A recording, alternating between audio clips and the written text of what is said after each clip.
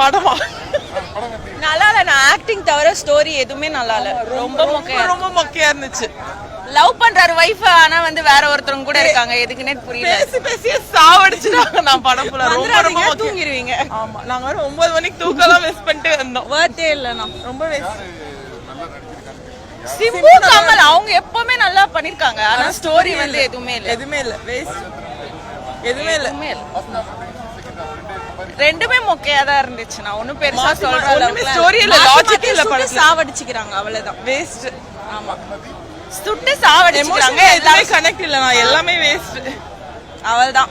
Acting வேணா பார்க்க வரலாம். கமல் சிம்பு ஃபேன்ஸ் வேணா வாங்க. அதை தவிர யாரும் வந்துடாதீங்க.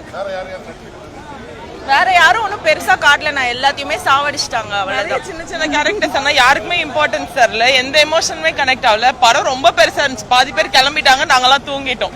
ரொம்ப வேஸ்ட்.